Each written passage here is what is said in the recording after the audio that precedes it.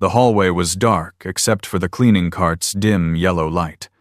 But tonight, something was different. Piano notes drifted through the glass door of the conference room, soft, hesitant. Then a child's voice, clear and bright.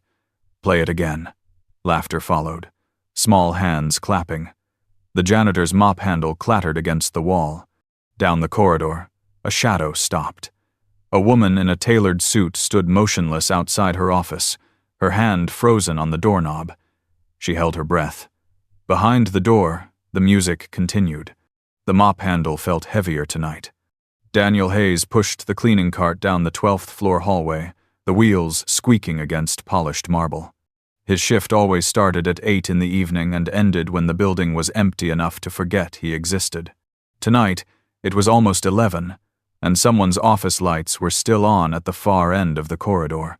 He had learned not to care. The Westfield corporate tower had been his world for 2 years now, 17 floors of glass and steel. He knew which bathroom sinks leaked, which conference rooms smelled like stale coffee, and which executives left half-eaten lunches in their trash cans. He moved through it all without thought, without memory, without feeling. It was better that way. There was a time when Daniel's hands had known different work, when they had guided small fingers across piano keys, when they had written lesson plans for third graders who could not sit still, when they had buttoned his daughter's coat before school every morning. But that man had died 3 years ago on a Tuesday in March, and the one who remained only knew how to push a mop and avoid mirrors. He heard the sound before he saw her. A soft whimper, muffled and small, coming from the executive waiting area near the corner office. Daniel stopped. The leather couches there were usually empty this late. He hesitated, then turned the cart and walked toward the noise. A child sat curled on the couch, knees pulled to her chest. Her head was down, and her shoulders shook with quiet sobs. Daniel's breath caught. For a moment, he saw someone else. Brown hair in pigtails, a pink backpack shaped like a ladybug. But he blinked, and the image dissolved. This girl was older, maybe 7. Her hair was darker, tied in a loose ponytail. She wore a school uniform, wrinkled from a long day. He set the mop against the wall. "Hey," Daniel said, his voice rough from disuse. The girl's head snapped up. Her eyes were open, staring in his direction, but they did not focus. They looked past him, through him. She was blind. "Are you lost?" Daniel asked, softer this time. The girl shook her head. "Are you waiting for someone?" She nodded, wiping her face with the back of her hand. Daniel glanced toward the lit office at the end of the hall. He understood now. Someone working late. A parent who had lost track of time. He had seen it before, though usually with older kids who had phones to distract them. He crouched down so his voice would be closer. "What's your name?" "Lily." "I'm Daniel." Lily turned her face toward his voice. Her eyes were wide and still, like a pond with no wind. "Are you scared?" he asked. She nodded. Daniel looked at the clock on the wall.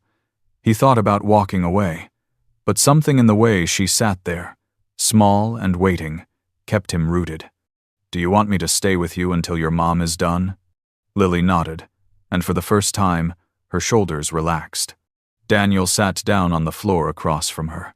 The marble was cold beneath him. He did not know what to say. He had not spoken to a child in 3 years, had not allowed himself to be near one. After his wife and daughter died, Sarah in the driver's seat, Emma in the back, a truck running a red light at Maple and 4th, Daniel had walked away from everything. The elementary school where he taught. The piano in his office. The house where Emma's drawings still hung on the refrigerator. He sold what he could, packed what he could not bear to look at, and found a job where no one would ask him questions. Cleaning required no memory, no feeling, no past. But now, sitting on the cold floor with a blind girl who was afraid of the dark she could not see, Daniel felt something crack inside him. Lily tilted her head, listening. "Are you the music man?" she asked. "I can hear sadness in your footsteps." He wondered if his hands still remembered what his heart had buried. Daniel stared at the girl. No one had ever said anything like that to him before. "I'm not a music man," he said quietly. "I just clean floors." Lily shook her head, her unseeing eyes still fixed in his direction. "You walk different," she said.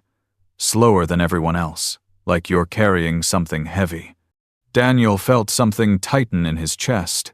He looked down at his hands, calloused now, rough from chemicals and mop water. These hands had once coaxed Beethoven out of an out-of-tune piano. Now they only pushed brooms. "Why are you here so late?" he asked, steering the conversation away. Lily's face fell. "Mom has an important meeting. She said it would only be an hour, but that was." She trailed off, her small fingers twisting together. "I don't know. I can't see the clock." "It's almost 11, Daniel said. Lily bit her lip. "She forgets sometimes." Daniel thought about walking away. He should walk away. This was not his business, not his life. He had built 3 years of distance between himself and anything that could hurt him again. But Lily's shoulders were trembling. "Are you cold?" he asked. She nodded. Daniel stood, walked to the supply closet near the elevator, and pulled out a maintenance blanket. It smelled like bleach, but it was clean. He draped it over Lily's shoulders. "Thank you," she whispered. Daniel sat back down on the floor. The silence stretched between them. He could hear the hum of the building's ventilation system, the distant sound of a printer somewhere on another floor. Lily tilted her head again, listening. "Do you know where the piano is?" she asked suddenly. Daniel froze. "What piano?" "The one in the big room with the glass walls. I heard someone play it once when Mom brought me here last month. It sounded like," she searched for the word, "like the ocean. But sad.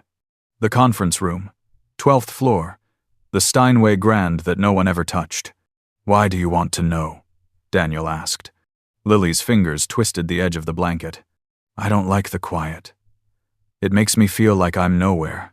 Daniel understood that feeling. He had lived in it for 3 years. He stood up slowly. "Come on," he said. Lily's head lifted. "Where?" "I'll take you to the piano." Her face lit up. She reached out her hand, and Daniel took it. Her fingers were small and warm. He had forgotten what that felt like. He led her down the hallway, past the offices with their dark windows, past the water cooler and the motivational posters no one read. The conference room door was unlocked.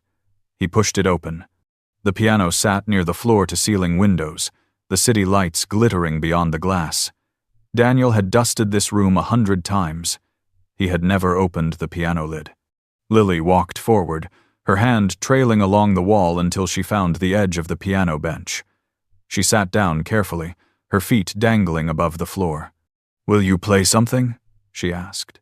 Daniel's throat went dry. "I don't play anymore." "Why not?" "Because the last time he played, Emma had been sitting beside him, her small hands reaching for the keys, giggling when she hit the wrong notes. Because music had died with her. "I just don't," he said. Lily's face fell. She reached out, her fingers brushing the closed lid of the piano. "I used to hear my dad play," she said softly. "Before he left. Mom says he's not coming back." Daniel looked at this small girl, alone in a dark office building, waiting for a mother who had forgotten her, missing a father who had abandoned her. He thought about Emma, about the spring concert she would never perform in, about the songs he would never teach her. He stepped forward and opened the piano lid. The keys gleamed in the dim light. His hands hovered above them, shaking. He pressed down a single note, middle C. The sound filled the room, clear and lonely. Lily smiled. "That sounds like the moon," she said. Daniel's fingers found another key, then another, a simple melody, hesitant, broken, but alive. He had not played in 3 years. His fingers stumbled, forgot, remembered. But Lily sat perfectly still, listening, her face turned toward the sound like a flower toward the sun. When he finished, the silence felt different, lighter. "Will you play for me again?" Lily asked. Daniel looked at her. At this child, who heard sadness in footsteps, who saw more in her blindness than most people saw with open eyes. If your mom works late again, he said, I'll be here. Lily's smile was the first real thing he had felt in 3 years. He did not know someone had been standing in the hallway, watching through the glass. It became a routine neither of them spoke about. 3 nights a week, sometimes 4, Lily would be waiting in the executive lounge when Daniel arrived for his shift. She always sat in the same spot on the leather couch, her backpack beside her, her hands folded in her lap. Daniel would finish the lower floors first, then make his way to the 12th. He would find her there, silent and small, and she would lift her head when she heard his footsteps. Is it you? She would ask. It's me, he would answer. Then he would take her to the conference room, and he would play. At first, his hands were stiff. The notes came out wrong, hesitant, like a language he had once spoken fluently but had forgotten. But Lily never corrected him. She just listened, her head tilted, her fingers resting on the edge of the piano bench. That one felt like rain, she said one night after he finished a piece by Chopin. Rain? Daniel asked. Lily nodded. Soft rain. The kind that makes you want to stay inside. Daniel looked at her. She was 7 years old and could not see colors or faces or the city lights beyond the window, but she could hear things he had stopped listening for. What does this one sound like? He asked, playing a brighter melody. Lily smiled. Morning. When the birds wake up before everyone else. Daniel felt something shift in his chest. Something that had been frozen for 3 years began to crack. He started to look forward to those nights. He would arrive at the building earlier than necessary, his heart beating faster as he rode the elevator to the 12th floor. He would see Lily's small shape on the couch, and the weight he carried every day would lighten just a little. They talked between songs. Lily told him about school, about the teacher who read books out loud in funny voices, about the girl in her class who let her borrow her scented erasers even though Lily could not see what they looked like. She says the purple one smells like grapes, Lily said, but I think it smells like medicine. Daniel smiled.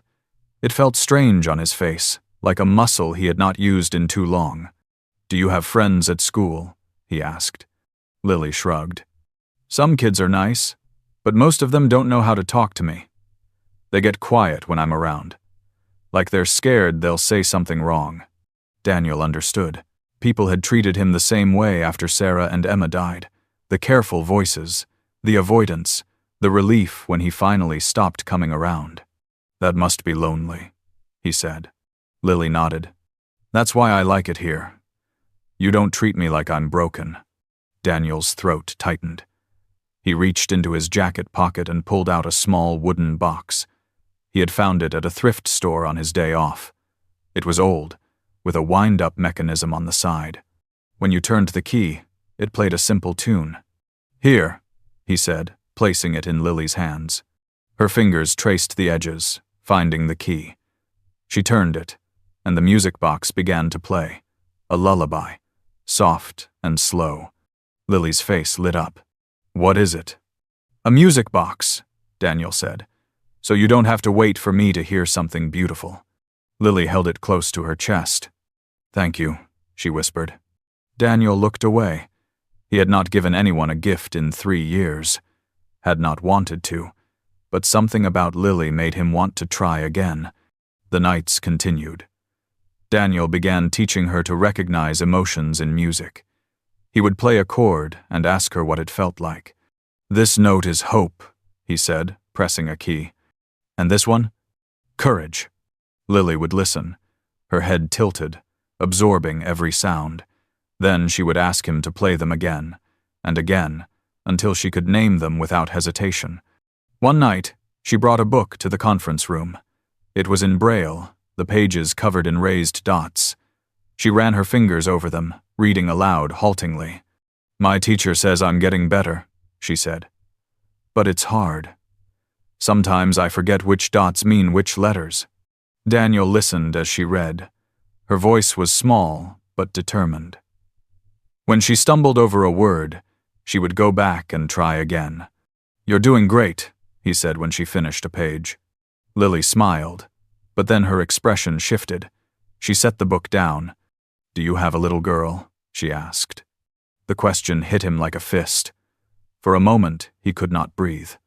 "I did," he said finally. His voice was barely audible. Her name was Emma. Lily turned her face toward him. What happened to her? Daniel looked at the piano keys, at his hands. "She died," he said. 3 years ago." Lily reached out, her small hand finding his. "I'm sorry," she said. They sat in silence. Then Lily spoke again, her voice soft. "She must be proud of you. You make the piano sing again." Daniel closed his eyes. For the first time in 3 years, he felt something other than emptiness. But someone had seen that smile. The 5th week arrived quietly. Daniel found himself humming on his way to work. Small tunes, fragments of melodies he had not thought about in years. His apartment felt less suffocating. He started opening the curtains in the morning, letting light into rooms that had been dark for too long. At the tower, his coworkers noticed the change. The woman who managed the supply closet said good morning to him, and he said it back. The security guard at the front desk nodded when Daniel clocked in. He was becoming visible again. On a Thursday night, Lily was waiting for him with something clutched in her hands. It was made of thick paper, textured and rough. Daniel could see shapes pressed into it, raised lines forming an image. "What's that?" he asked. Lily held it out to him, shy. "I made it in art class. My teacher helped me. It's you." Daniel took the paper carefully. He could feel the ridges under his fingers. A figure sitting at a piano. Simple, abstract, but unmistakable. "How did you—" he started. "I told her what you look like," Lily said. "Not your face. I don't know that. But the way you sit, the way your shoulders curve when you play. She helped me make it with glue and sand so I could feel it." Daniel stared at the picture. No one had made anything for him in 3 years. No one had thought about him long enough to create something with his shape in it. "This is beautiful," he said, his voice rough. Lily's smile was brighter than the city lights beyond the window. "You can keep it, so you remember." "Remember what?" "That you're not invisible." Daniel folded the paper carefully and put it in his jacket pocket, right next to his heart. That night, they stayed in the conference room longer than usual. Lily asked him to teach her a song, something simple, something she could hum when she was alone. Daniel played a melody he had written years ago for Emma. 4 notes, repeating, a lullaby. "Can you sing it?" Lily asked. Daniel shook his head. "I don't sing." "Why not?" "I just don't." Lily tilted her head. "That's sad. Music is better with words." Daniel's hands hovered over the keys. He thought about Emma's voice, high and off-key, singing made-up songs about butterflies and thunderstorms. He thought about Sarah humming while she cooked dinner, her voice soft and tired after long shifts at the hospital. He thought about all the silence that had come after. "Maybe one day," he said quietly. Lily reached out and touched his hand. "I think you will," she said. "You're getting braver." Daniel looked at this 7-year-old girl who could not see his face but seemed to understand him better than anyone had in years. "You're the kindest person I've ever heard," Lily said suddenly, as if the thought had just occurred to her. Daniel's throat tightened. He wanted to tell her that he was not kind, that he had spent 3 years hiding from the world, from pain, from anything that could touch him, that he had been a coward. But Lily smiled at him, and the words stayed trapped. "Thank you," he said instead. They sat together in the quiet. Outside, the city hummed. Cars moved through streets far below. Planes blinked across the sky. But inside the conference room, there was only the piano, the girl, and the man who had forgotten how to be human until she reminded him. Daniel played one more song before Lily's mother came to collect her, something gentle, something that sounded like gratitude. When he finally left the building that night, The air outside felt different, warmer, lighter. He walked to his car with the textured picture in his pocket and Lily's words in his head. You're not invisible, but peace, like glass, shatters when you least expect it. The glass shattered on a Monday night. Daniel was mopping the 11th floor when Richard Brennan found him. Brennan was the director of operations, a man in his 50s with silver hair and a voice that carried down hallways. He wore expensive suits and looked at the cleaning staff the way most people looked at furniture. Hayes, Brennan called out. His footsteps were sharp against the marble. My office, now. Daniel set the mop against the wall. His hands were still damp. He followed Brennan down the corridor, past the rows of cubicles, into a corner office with floor-to-ceiling windows. Brennan closed the door. Sit, he said, pointing to a chair. Daniel remained standing. Brennan's jaw tightened. Fine, stand. He walked behind his desk, arms crossed. Do you want to tell me what you've been doing on the 12th floor? Daniel's heart began to pound. Cleaning, he said. Try again. Brennan opened a laptop, turned it toward Daniel. The screen showed security footage, black and white, the conference room, Daniel sitting at the piano. Lily beside him, her head tilted, listening. Care to explain this? Brennan asked. Daniel stared at the screen. He had known there were cameras. He had not thought anyone watched them. The girl was scared, Daniel said quietly. I was keeping her company. The girl, Brennan repeated, his voice cold, is the daughter of the CEO of this company. And you, he pointed at Daniel, you are a janitor. Do you understand the difference? Daniel said nothing. Let me make this clear, Brennan continued. You have no business being anywhere near that child. You have no authority, no clearance, no reason to be in that conference room after hours. She was alone, Daniel said. That's not your concern. She was crying. Brennan's face darkened. You think that gives you the right? You think being a janitor gives you access to a 7-year-old girl? The words hit Daniel like a slap. He felt his face go hot. It wasn't like that. Then what was it like? Brennan leaned forward, his hands flat on the desk. Because from where I'm standing, this looks like a middle-aged man spending unsupervised time with a vulnerable child. Do you know what people call that? Daniel's fists clenched at his sides. I was helping her. Helping her? Brennan laughed, bitter. You're nobody. You push a mop. You empty trash cans. You don't get to decide what a child needs. Daniel's throat was tight. He wanted to explain. Wanted to tell Brennan about the music, about the loneliness in Lily's voice, about how she had reminded him what it felt like to care about something again. But he knew it would not matter. Brennan straightened, adjusting his tie. I've reviewed the footage from the past 6 weeks. You've been in that room with her at least a dozen times, alone, at night. Her mother was working, Daniel said. Her mother is the CEO of this company. What she does is none of your business. Brennan's voice was sharp. Here's what's going to happen. You will not go near that girl again. You will not speak to her. You will not be on the 12th floor unless you are explicitly cleaning it. And even then, you will do it during the day when other people are present. Daniel felt the walls closing in. And if I see you violate this, if I see you even look at her, you're done. Not just here. I'll make sure you never work in this city again. Brennan sat down, dismissing him with a wave of his hand. Do you understand? Daniel stared at the man behind the desk, at the expensive suit and the carefully styled hair and the certainty in his eyes that some people mattered and some people did not. I understand, Daniel said quietly.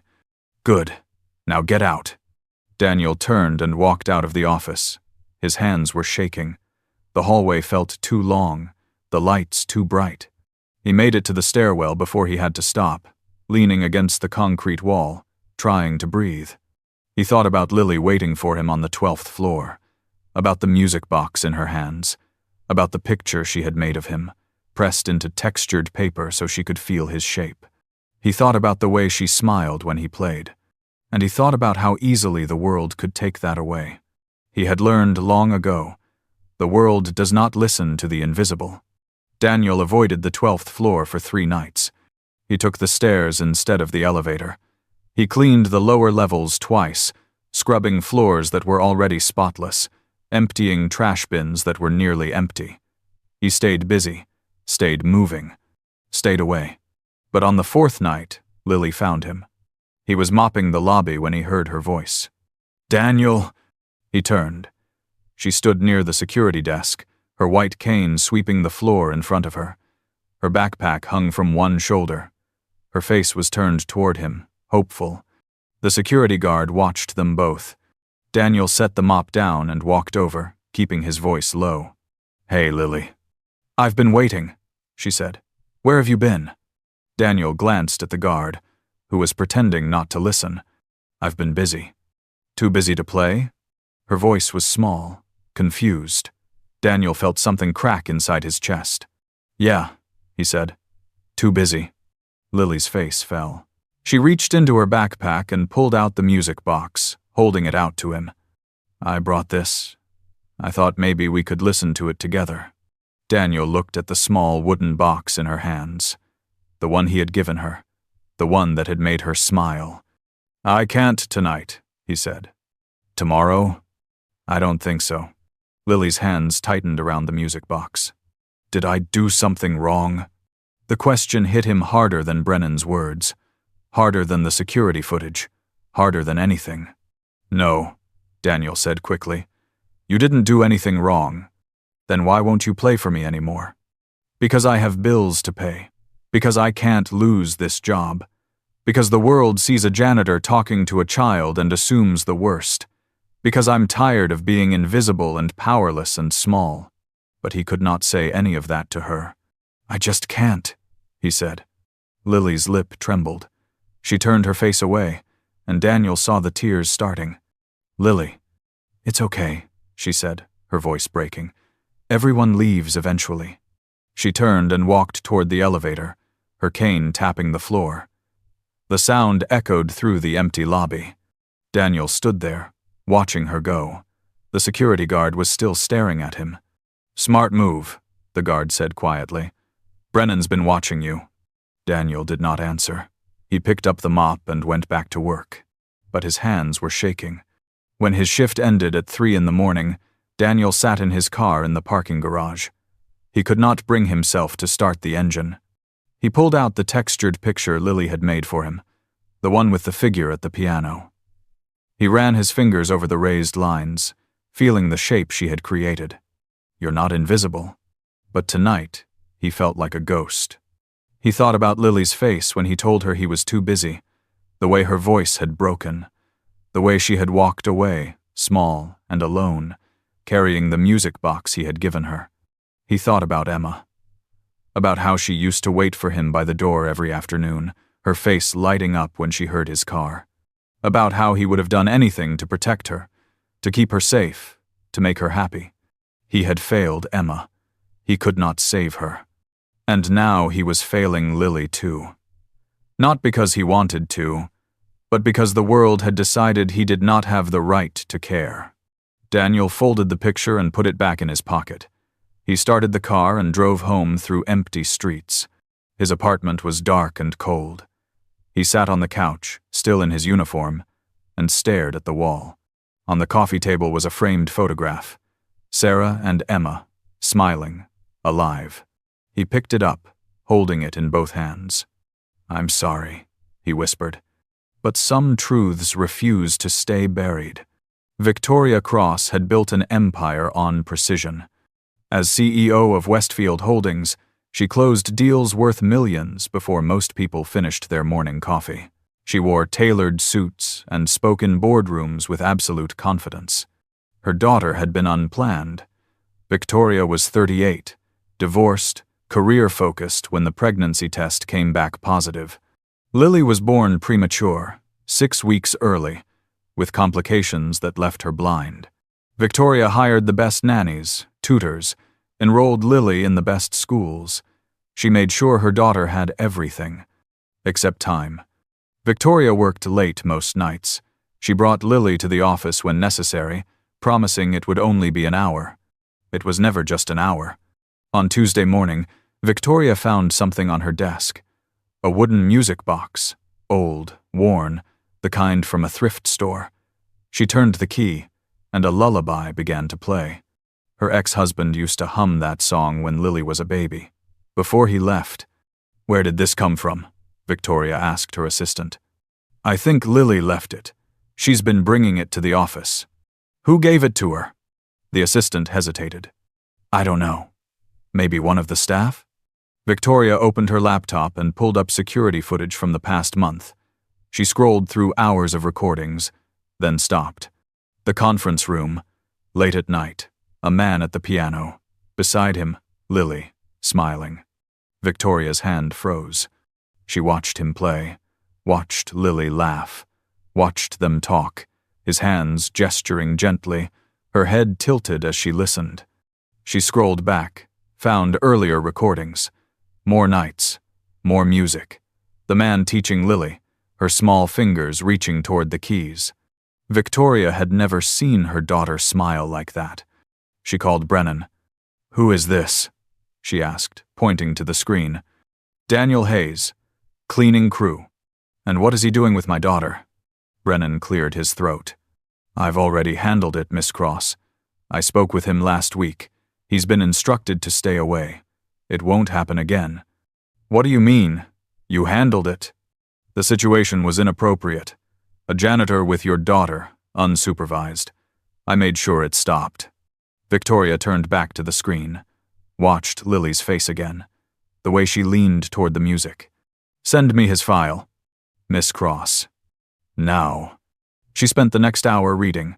Daniel Hayes, 42, former music teacher, widower, lost his wife and daughter 3 years ago in a car accident. No criminal record, no complaints. Victoria closed the file. She thought about the music box, about the lullaby, about Lily carrying it everywhere like a lifeline. She thought about the nights she had left Lily alone in waiting areas, promising it would just be a little longer. She thought about the last time Lily had smiled at her, the way she smiled in that footage. She could not remember. Victoria grabbed her coat and walked out. Her assistant called after her about the 3 o'clock meeting. Victoria did not answer. Victoria found Daniel's address in the employee records. East side of the city. Older buildings, peeling paint. She climbed to the 3rd floor and knocked on apartment 12. Daniel opened the door in jeans and a faded shirt. When he saw her, his face went pale. "Miss Cross, may I come in?" He stepped aside. The apartment was small, clean but worn.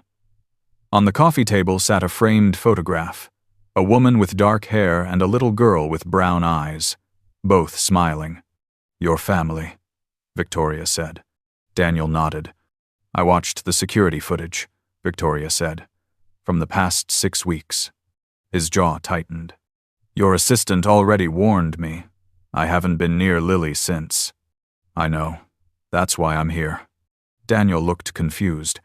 Victoria sat on the couch, looking at the photograph. "What happened to them?" "Car accident. 3 years ago." "I'm sorry." Silence. Victoria stood. "Brennan told me you were inappropriate with my daughter, that you had no right to be near her." She looked at him. He was wrong. Daniel's arms dropped. "What?" "I saw the footage. I saw my daughter smile. I saw her lean toward the music like it was the only thing that mattered. I saw her talk to you the way she used to talk to her father before he left." Her voice cracked slightly. "I haven't seen her that happy in 2 years." "I don't understand," Daniel said. "Neither do I. That's the problem." Victoria walked to the window. "I built a company from nothing. I manage budgets in the hundreds of millions. But I can't figure out how to talk to my own daughter." She turned back. "Lily told me last week that the quiet makes her feel like she's nowhere. And I realized I've been letting her sit in that quiet for years. I bring her to the office, put her in a room with books, and tell her I'll only be an hour. But it's never an hour." Victoria's hands shook. She clasped them together. You were there when I wasn't.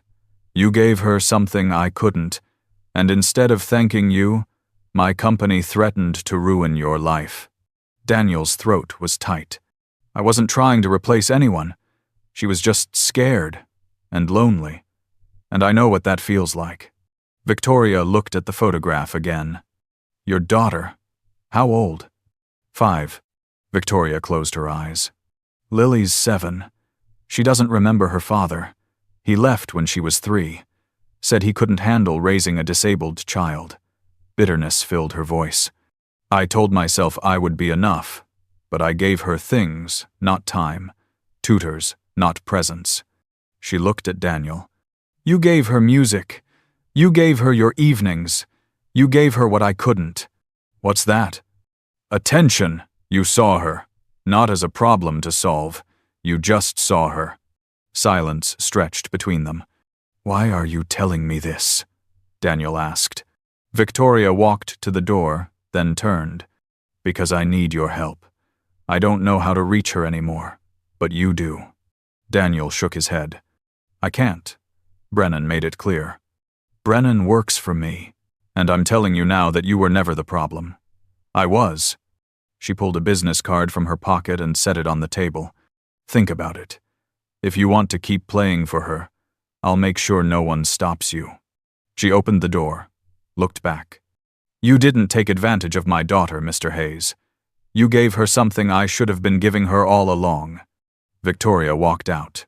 Daniel stood alone, staring at the business card. Some lessons can only be learned through humility. Victoria called an all-staff meeting Friday morning. Mandatory attendance. Conference room A, 10 o'clock. People whispered. Emergency meetings usually meant layoffs. Daniel found a note taped to his locker that evening. "Be at the main conference room tomorrow, 10 a.m. VC." The next morning, Daniel wore his only button-down shirt. He ironed it, shaved. Arrived at 9:45. The conference room was packed. Daniel found a spot near the back, half hidden behind a column. At 10, Victoria walked onto the stage. "Thank you for coming. I'll keep this brief." She scanned the crowd. 6 weeks ago, something happened in this building that I only recently learned about. I need to address it publicly. Silence. "Daniel Hayes. Would you come up here, please?" Every head turned. Daniel's heart stopped. Victoria walked through the crowd, stopped in front of him. "Please, this matters." He followed her to the stage, aware of how he looked. Cheap shirt, worn shoes, hands that smelled like bleach. "This is Daniel Hayes," Victoria said. "He works the night shift. Most of you have never seen him. People in his position are meant to be invisible." She let the words hang. 6 weeks ago, my daughter was left alone in this building while I worked late. She was scared, crying. This man stopped and sat with her. He played piano for her. He made her feel safe. The room was still. He did this many times. He taught her about music. He gave her a gift.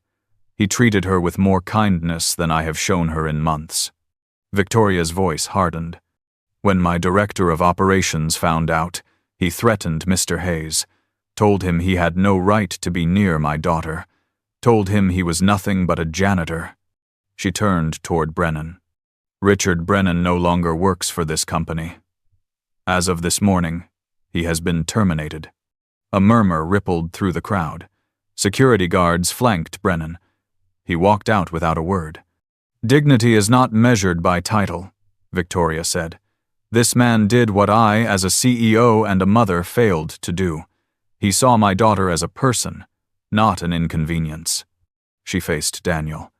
"I owe you an apology, and an opportunity." She pulled an envelope from her jacket. "Our company is launching a music program for children with disabilities.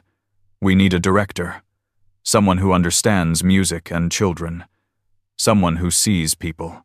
She held out the envelope. "The job is yours if you want it." Daniel stared at the envelope, at the room full of people watching. For the first time in years, he felt seen. 3 months later, Daniel stood in a small community center auditorium. Folding chairs, fluorescent lights, but it was full. The Westfield Music Initiative, a program for children with disabilities, free lessons, free instruments. Daniel was the director. He had an office now. He wore button-down shirts. People called him Mr. Hayes. But the best part was the music. Today was their first recital. Daniel walked to the microphone. 3 months ago, I didn't think I'd ever teach music again. I thought that part of my life was over. He looked at Victoria in the front row. Phone turned off. But someone reminded me that music doesn't die. It just waits. He gestured to the side. Our first performer is Lily Cross. The audience clapped. Lily walked onto the stage, white cane tapping. She wore a blue dress. Victoria's hand pressed to her mouth, eyes shining. Daniel helped Lily to the piano bench. "What are you playing?" he asked softly. "The Moon Song, the one you taught me first." Daniel smiled. Lily took a breath and began. The melody was simple. 4 notes, repeating. The lullaby Daniel had written for Emma years ago. But Lily played it with her own voice. Slower, gentler. The room was silent except for the piano. Daniel thought about the scared girl on the couch, the music that brought them together. He thought about Sarah and Emma, about the life he had lost and the life he was building now. This life mattered too. When Lily finished, the audience erupted. She smiled, face turned toward the sound. "Did I do okay?" she whispered. "You were perfect." Victoria stood, clapping harder than anyone. When Lily came down, Victoria wrapped her arms around her daughter. "I'm so proud of you." The recital continued. More children, more songs. Every performance met with applause and love. After, Daniel stood at the back, watching families gather. Parents thanked him. Children waved. Someone handed him a card made of construction paper. He folded it carefully, put it in his pocket next to the textured picture Lily had made months ago. Victoria approached, Lily's hand in hers. "Thank you," Victoria said. Daniel shook his head. "I should be thanking you." "No, you gave me my daughter back." Lily tugged her mother's sleeve. "Can we go get ice cream?" "You promised." Victoria laughed. "Yes." She looked at Daniel. "Would you like to join us?" Daniel thought about his empty apartment. About 3 years spent alone. "I'd like that." They walked out into the evening light. Lily reached out, and Daniel took her hand. On the other side, Victoria held her daughter close. "You know what this feels like?" Lily asked. "What?" Daniel said.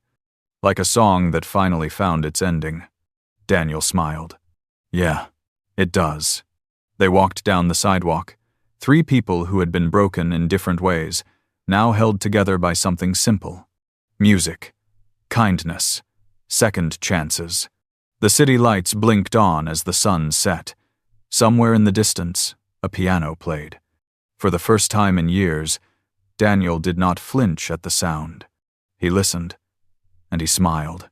Because some people hear with their hearts, and some songs never truly end. They just wait for the right moment to begin again.